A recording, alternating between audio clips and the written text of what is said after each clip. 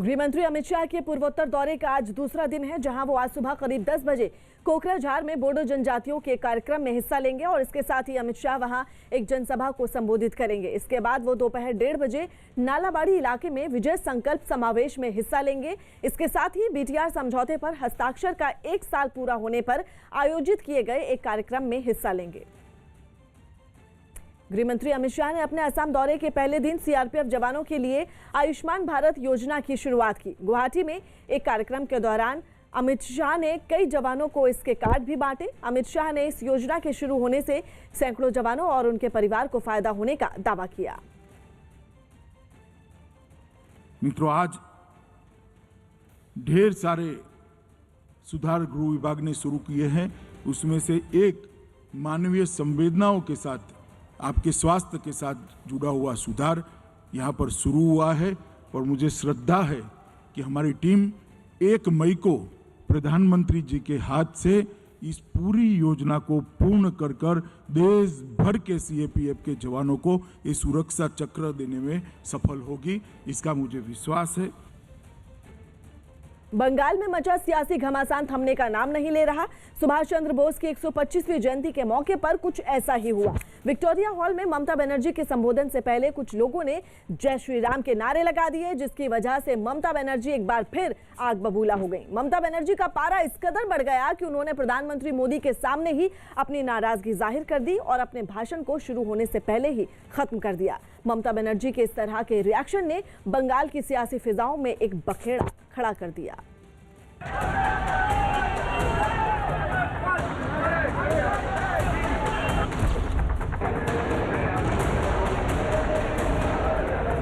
देशनायक दिवस क्यों होबे ना? पराक्रम दिवस। क्या है पराक्रम?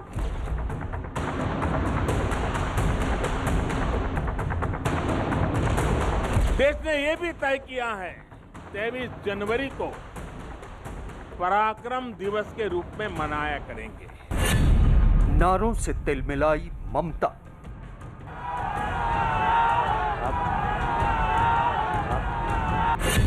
जय श्री राम के उद्घोष से आग बबूला हुई ममता।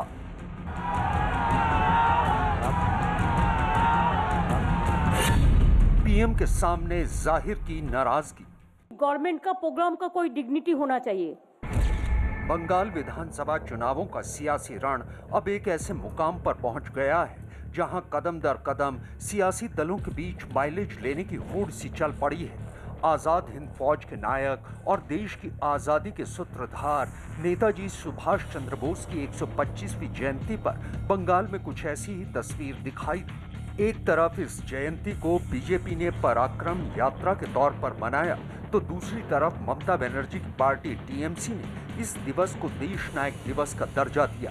लेकिन इसी दौरान जब ममता बनर्जी विक्टोरिया मेमोरियल में माइक संभालने वाली थी, तो लोगों ने जय श्री राम का उद्घोष शुरू कर दिया, जिससे तिलमिलाई ममता बनर्जी ने मंच से ही पीएम मोदी के सामने अपना गुस्सा जाहिर कर दिया।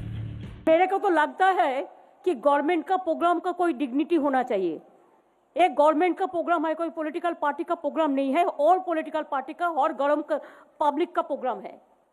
मैं तो आभारी हूँ प्रधानमंत्री जी का, कल्चरल मिनिस्ट्री का, कि आप लोगों ने कोलकाता में प्रोग्राम बनाया, लेकिन किसी को आमंत्रण करके, निमंत्रित करके उसको बेइज्जत करना ये आपको शोभा नहीं देता है। मैं फिर आप लोगों को कहेंगे, यही on protest of that I am not telling anything. जय हिंद, जय बांग्ला। दरअसल विक्टोरिया मेमोरियल में पीएम मोदी के भाषण से पहले बतौर प्रोटोकॉल ममता बनर्जी को संबोधन करना था, लेकिन इससे पहले कि ममता संबोधन में 2 शब्द कह पाती, भीड़ ने उन्हें देखकर जय श्री राम के नारे लगाने शुरू कर दिए, जिसके असर ने ममता बनर्जी को एक बार फिर आग बबूला कर दिया और उन्होंने मंच से ही किसी भी तरह का संबोधन देने से इनकार कर दिया। आमंत्रण करके, निमंत्रित करके उसको बेइज्जत करना ये आपको शोभा नहीं देता है। मैं फिर आप लोगों को कहेंगे, यही on protest of that I am not telling anything. जय हिंद, जय बांग्ला। ममता बनर्जी के इस रिएक्शन के बाद सियासी गलियारों में भी वार पलटवार का दौर शुरू हो गया है। बंगाल बीजेपी प्रभारी कैलाश विजयवर्गीय ने एक ट्वीट के जरिए ममता बनर्जी पर निशाना साधा। जय श्री राम के नारे से स्वागत, ममता जी अपमान मानती हैं? कैसी राजनीति है? उधर टीएमसी नेता नुसरत जहां ने इस मामले में बीजेपी पर पलटवार किया है। राम का नाम गले लगा के बोले, ना कि गला दबा के। मैं ऐसे सरकारी कार्यक्रम जिसमें स्वतंत्रता सेनानी नेताजी सुभाष चंद्र बोस की 125वीं जयंती मनाई जा रही हो, मैं इस तरह के राजनीतिक और धार्मिक नारे लगाए जाने की कड़ी निंदा करती हूं। इस मामले में आरजेडी ममता बनर्जी के बचाव में उतर आई है, जबकि बीजेपी लगातार टीएमसी पर हमलावर है। ममता दीदी का जिस तरह से अपमान किया गया, जय श्री राम के नारे इस कार्यक्रम में लगाए गए, इससे निश्चित रूप से वो जगह उपयुक्त नहीं था। जय श्री राम बोलना गलत है? अगर किसी ने बोला है तो भगवान का नाम लेना अगर गलत है, नेताजी सुभाष चंद्र बोस भी जय श्री राम बोलते थे, प्रधानमंत्री भी बोलते हैं, और आपको क्यों इतनी तकलीफ है? अगर आपको जय श्री राम से तकलीफ है तब तो फिर बड़ा दुख की बात है। इस पूरे आयोजन के दौरान सबसे पहले ममता बनर्जी ने एक मंच से शंखनाद किया। इसी शंखनाद के साथ उन्होंने कोलकाता की सड़कों पर पद यात्रा के जरिए अपना दमखम दिखाने की भी कोशिश की। साथ ही जैसे ही वो मंच पर पहुंची, उन्होंने एक के बाद एक बीजेपी पर सियासी बाणों से हमला कर दिया। इतना ही नहीं, इस दौरान उन्होंने सुभाष चंद्र बोस की जयंती को राष्ट्रीय अवकाश घोषित करने की भी अपील की। কেন্দ্রীয় সরকার কিন্তু আজ পর্যন্ত ছুটির দিন ডিক্লেয়ার করেনি। আমাদের দুঃখ আছে। আমি এটাকে পরিষ্কারভাবে প্রতিবাদ জানিয়ে বলছি, নেতাজি সুভাষচন্দ্র বোসের জন্মদিনে জাতীয় ছুটির দিবস ঘোষণা করতেই হবে। इस दौरान ममता बनर्जी ने देश में 4 राजधानी की मांग का शगुफा भी छेड़ दिया और कोलकाता को भी देश की राजधानी बनाने की मांग उठा दी। यहाँ परोक्ष रूप से केंद्र सरकार पर तंज कसते हुए उन्होंने कहा कि एक देश, एक नेता, एक राशन कार्ड और एक पार्टी के विचार को बदलने की जरूरत है। ভারতবর্ষের রাজধানী, ভারতবর্ষের 4টে প্রান্তে, একটা দক্ষিণ, একটা উত্তর, একটা পূর্ব, একটা নর্থ ইস্টার্ন করা উচিত বলে আমি মনে করি। একটা রাজধানী কেন থাকবে? 4টে থাকবে। One leader, one nation, one ration card, one nation, one political party, one nation. What is the valuation? दरअसल बंगाल में नेताजी के नाम पर बीजेपी ने हमेशा ही अन्याय किए जाने का आरोप लगाया है, जिसके लिए वो कई बार कांग्रेस को घेर भी चुके हैं। तो टीएमसी का आरोप है कि बीजेपी चुनाव से पहले सियासी फायदा उठाने के लिए नेताजी को याद कर रही है। बीजेपी नेताजी सुभाष चंद्र बोस की विरासत में अपने लिए कई तरह के फायदे देख रही है। नेताजी की विरासत पश्चिम बंगाल में बीजेपी को ताकतवर बनाएगी, क्योंकि बंगाल में नेताजी को आज भी बहुत महत्व दिया जाता है। नेताजी की विरासत हासिल करने के लिए मोदी सरकार नेताजी की सीक्रेट फाइलों को सार्वजनिक कर चुकी है और फाइलों को डिजिटाइज भी कर दिया गया। चुनावी माहौल में नेताजी की उपेक्षा के नाम पर बीजेपी कांग्रेस और ममता बनर्जी को लगातार घेरती रही है, क्योंकि पीएम मोदी पहले भी कई बार नेताजी के साथ अन्याय किए जाने का आरोप कांग्रेस पर लगा चुके हैं। नेताजी के योगदान को भी भुलाने का भरसक प्रयास किया गया है। बंगाल का चुनाव इस बार टीएमसी के लिए साख और प्रतिष्ठा बचाने का चुनाव है, जबकि बीजेपी के लिए ये चुनाव बंगाल विधानसभा में नए उदय का चुनाव है। यही वजह है कि टीएमसी और बीजेपी के बीच बवाल की तस्वीरें भी बंगाल में अब आम हो गई हैं।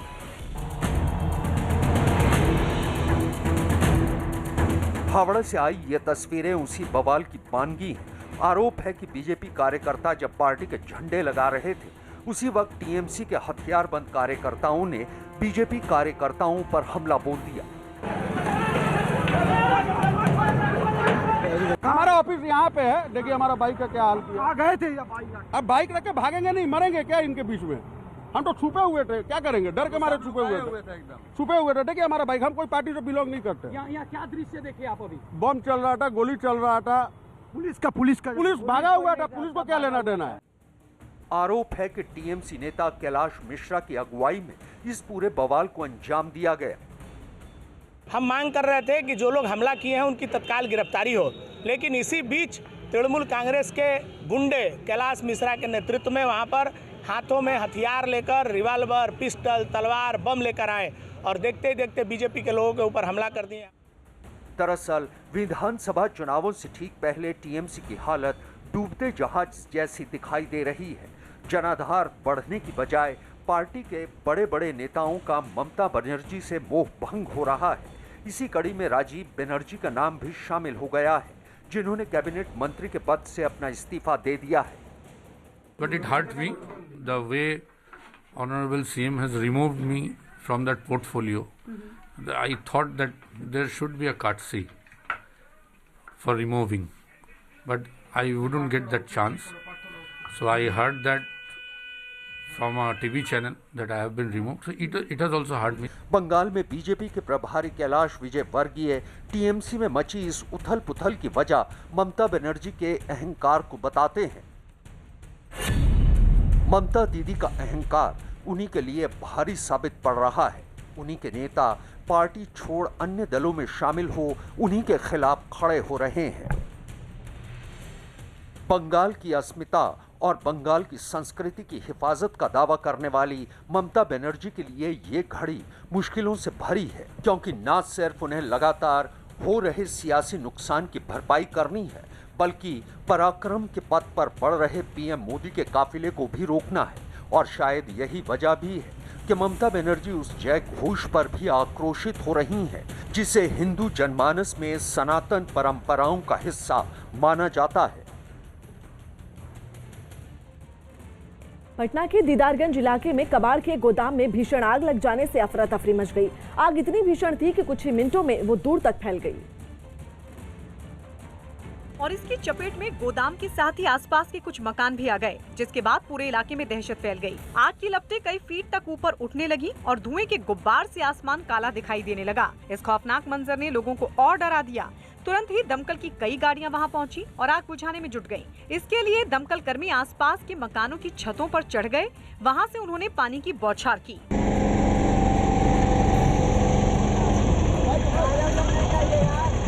आशंका जताई गई कि शॉर्ट सर्किट की वजह से ये आग लगी। गनीमत रही कि कोई भी आदमी इसकी चपेट में नहीं आया, लेकिन इससे लाखों रुपयों का नुकसान हो गया। कई घंटों बाद जब आग बुझी तब तक सब कुछ जलकर राख हो चुका था। बताया गया कि गोदाम के पास ही पेट्रोल पंप भी था, जहां आग पहुंचने से पहले ही दमकल कर्मियों ने उसे बुझा दिया। किसान नेताओं ने दावा किया कि राजधानी दिल्ली में 26 जनवरी को होने वाली ट्रैक्टर रैली को पुलिस ने मंजूरी दे दी है। बताया गया कि किसानों और पुलिस के बीच बैठक के बाद इस पर फैसला हुआ। माना जा रहा है कि दिल्ली में होने वाली ये रैली करीब 100 किलोमीटर के दायरे में होगी और हजारों ट्रैक्टर इसमें हिस्सा लेंगे। इस रैली के दौरान किसानों से जुड़ी झांकियां भी दिखाई जाएंगी। हालांकि इस रैली का रूट अभी तय नहीं हुआ है, लेकिन जल्द ही उस पर भी सहमति बनने के आसार हैं। किसानों की 26 तारीख को होने वाली परेड के लिए किसान नेताओं और पुलिस के बीच में सहमति बन गई है, ऐसा दावा किया है किसान नेताओं ने। सिंगू बॉर्डर पर यही करीब 4 घंटे दिल्ली पुलिस, हरियाणा पुलिस और यूपी पुलिस के आला अफसरों के साथ किसान नेताओं की बैठक हुई थी। करीब 4 घंटे बैठक चली है और उसके बाद किसान नेता बाहर आए हैं। उन्होंने बताया है कि जो दो पुलिस और किसान संगठन है वो इस नतीजे पर पहुंचे कि 26 तारीख को किसानों की परेड होगी, दिल्ली के भीतर होगी, लेकिन रूट जो है वो किसान नेता कल बताएंगे कि पूरी तरह से रूट क्या होंगे। मोटे तौर पर रूट को लेकर पुलिस के साथ सहमति बन गई है। कुछ छोटी मोटी बातें रूट को लेकर रह गई, जिसे कल किसान नेता बताएंगे। तो ऐसे में जो किसान नेताओं का दावा है कि जो उनकी मांग थी कि दिल्ली के अंदर वो परेड करेंगे, उसे मान लिया गया है। अब बैरिकेड्स हटा दिए जाएंगे, जैसा कि किसान नेताओं ने बताया। फिलहाल उनका कहना है कि इसमें उनकी बड़ी जीत हुई है। तो ये बड़ी खबर जो है करीब 4 घंटे की मीटिंग के बाद तय किया गया है। लगातार पुलिस और किसान संगठनों के बीच 5वें दौर की बातचीत के बाद आज ये फैसला लिया गया। तो ये बड़ी खबर जो किसान नेताओं ने सामने रखी है। अब कल ये उसके बाद तय किया जाएगा कि आगे जो रूट हैं वो क्या होंगे। लेकिन ये साफ है कि जो 5 मोर्चे हैं वो सब अलग अलग रूट से परेड निकालेंगे। कोई भी मोर्चा एक दूसरे से नहीं मिलेगा, जिस तरह से रिहर्सल के दौरान देखा गया था। फिलहाल किसान नेताओं का कहना है कि ये उनकी बड़ी जीत है और वो दिल्ली में परेड करेंगे। मीटिंग में हमारे तय हो गए हैं और रूट करीब फाइनल है। कोई नंबर से बात नहीं, जितने ट्रैक्टर आएंगे निकलेंगे। दुनिया में और देश में अपने किस्म का पहला ये मार्च होगा। इसको दुनिया देखेगी इसको कि हिंदुस्तान का किसान की स्ट्रेंथ क्या है। किसानों के साथ आंदोलन में शामिल योगेंद्र यादव ने भी पुलिस वालों के साथ बैठक के बाद मीडिया से बात की और इस रैली को मंजूरी मिलने का दावा किया।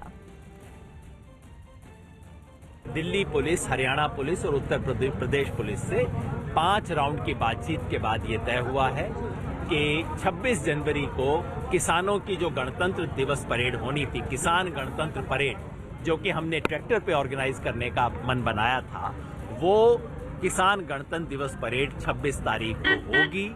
दिल्ली के अंदर होगी, बैरिकेड खोले जाएंगे, लोग आगे बढ़ेंगे, परेड करके वापस अपनी जगह पे वापस आएंगे।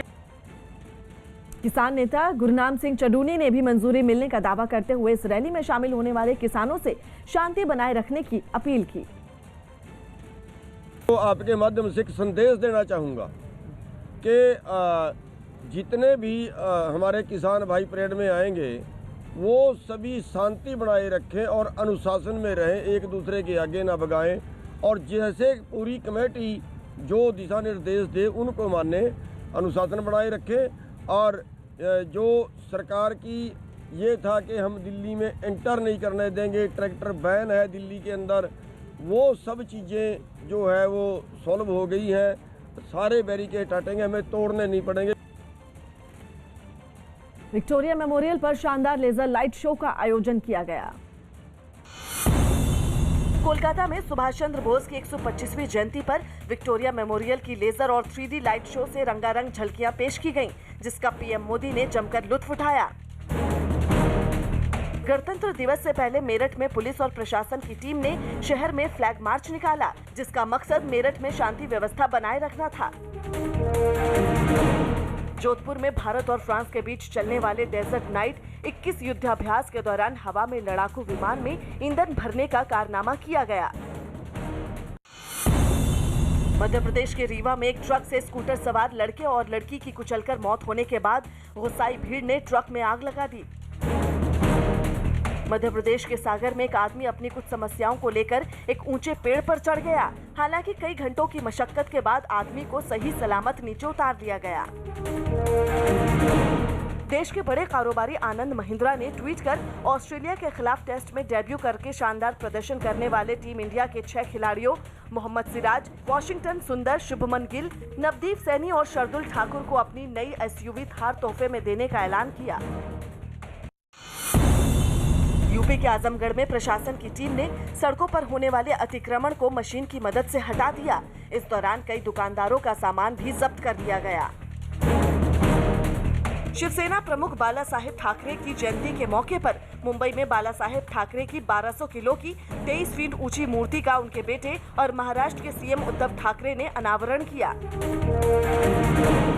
यूपी के गाजीपुर में पुलिस ने अपहरण का केस सुलझाते हुए 7 आरोपियों को गिरफ्तार कर लिया और उनके पास से अगवा किए गए 4 साल के बच्चे को भी सही सलामत बचा लिया।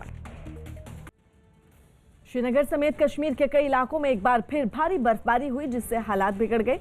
आसमानी आफत का सामना कुपवाड़ा, बारामूला, बडगाम, गांदेरबल समेत कई इलाकों को करना पड़ा। लेकिन सबसे ज्यादा परेशानी श्रीनगर में रहने वाले लोगों को हुई, क्योंकि बर्फबारी ने उनकी जिंदगी पर फिर ब्रेक लगा दिया। श्रीनगर में सुबह से लगातार बर्फबारी हो रही है। तकरीबन 3 से 4 इंच बर्फ जो है जमा हुई है। सड़कों पर बर्फ जमा होने की वजह से गाड़ियों की रफ्तार बेहद धीमी पड़ गई। लोगों के मकान, पेड़ पौधों पर बर्फ का कब्जा हो गया। सामने आई तस्वीरों में कुछ लोग अपने घर की छतों पर जमा बर्फ को हटाते दिखाई दिए। ज्यादातर लोगों को अपने घरों में ही कैद होना पड़ा। सड़कों के किनारे बर्फ के ढेर लग गए। हालांकि मौसम विभाग ने पहले ही इस बर्फबारी का अनुमान जता दिया था। फ्रांस और भारत की वायुसेना के बीच राजस्थान के जोधपुर में चल रहा अभ्यास खत्म हो गया। इस अभ्यास में भारत और फ्रांस की वायुसेना के राफाल विमानों ने भी हिस्सा लिया।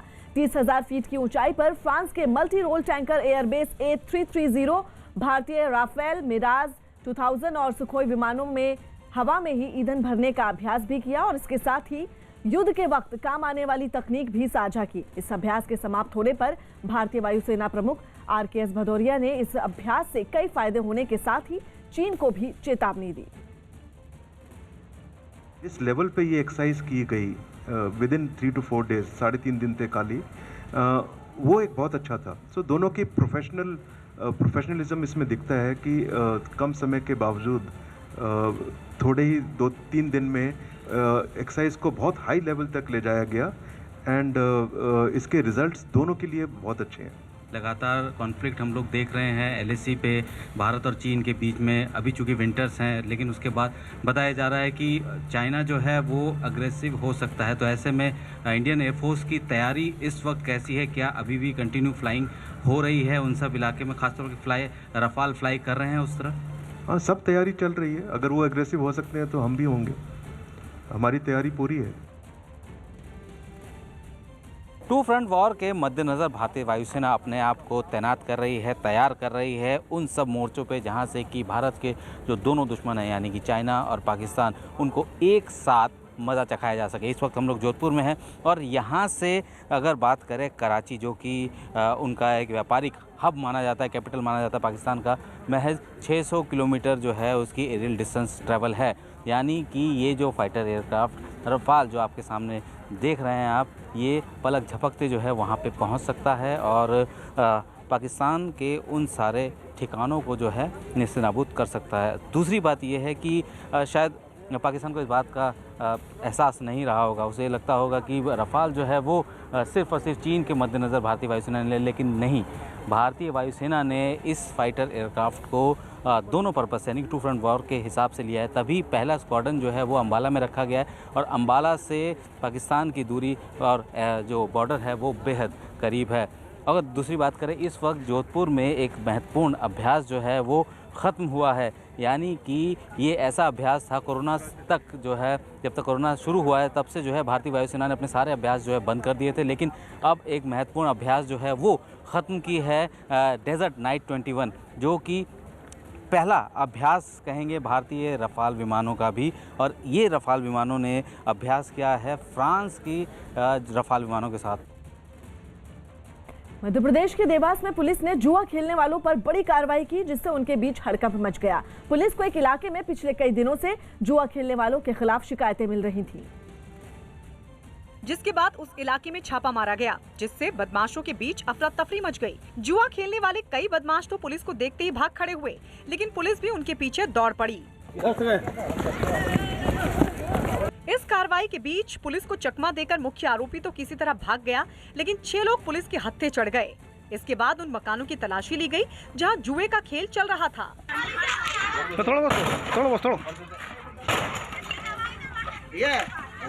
पुलिस ने बदमाशों के पास से हजारों रुपए भी बरामद किए। इसके अलावा अवैध तरीके से इकट्ठा की गई मोटरसाइकिलें और कार भी बरामद की गई।